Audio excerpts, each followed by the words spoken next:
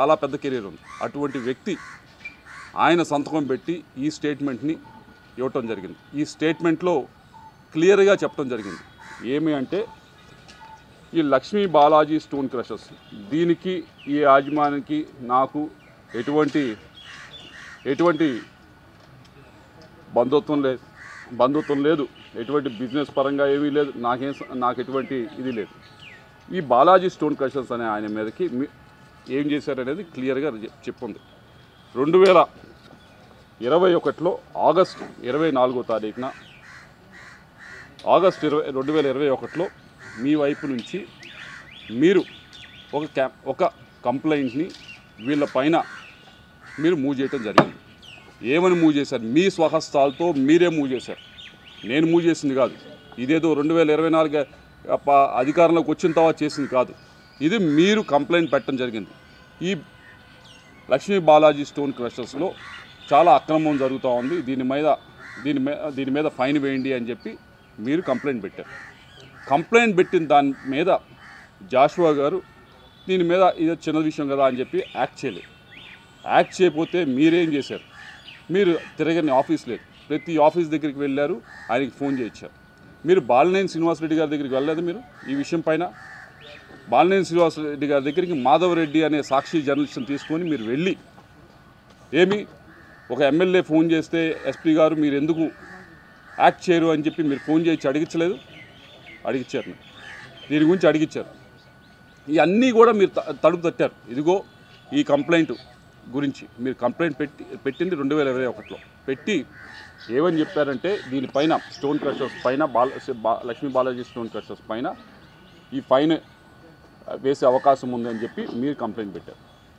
దాన్ని జాషువా గారు ఎస్పీ గారు ఆ రోజు మూవ్ చేయకపోతే ప్రతి ఆఫీస్కి ప్రతి ఒక్క పొలిటికల్ ఆఫీస్ దగ్గరికి వెళ్ళారు, వాళ్ళ దగ్గర నుంచి ప్రెషర్ పెట్టారు.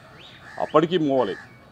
అప్పటికీ మూవ్ అవ్వకపోతే మీరు ఇంకా గట్టిగా ప్రెషర్ పెట్టేటప్పటికి జాషువా గారు ఏం చేశారంటే ఇది అప్పుడున్న ఎస్పీ గారు ఏం చేశారంటే దీన్ని మా దగ్గర ఆ రోజు ఏదైతే ఆయన హెడ్ చేస్తూ ఉన్నారో దాంట్లో ఉన్న ఆఫీస్లో మా దగ్గర సరిపడా దీన్ని అసెస్ చేయడానికి మనుషులు లేరు, విజిలెన్స్ దగ్గర సరిపడా మనుషులు లేరు అని చెప్పి ఏడీ మైన్స్కి ఇదిగోండి ఇది వెరిఫై చేయండి, ఎమ్మెల్యే గారు ఆ రోజున్న ఎమ్మెల్యే గారు కంప్లైంట్ ఇచ్చారు, వెరిఫై చేయండి అని చెప్పి ఇవ్వటం జరిగింది.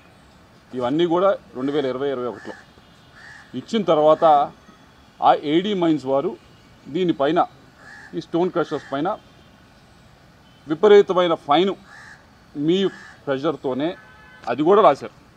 మీరు పొలిటికల్ ప్రెషర్ పెడితేనే వాళ్ళు విపరీతమైన ఫైన్ దీనిపైన లెవీ చేయబోయారు. ఎందుకు లెవీ చేయబోయారు? ఎందుకు రాశారు?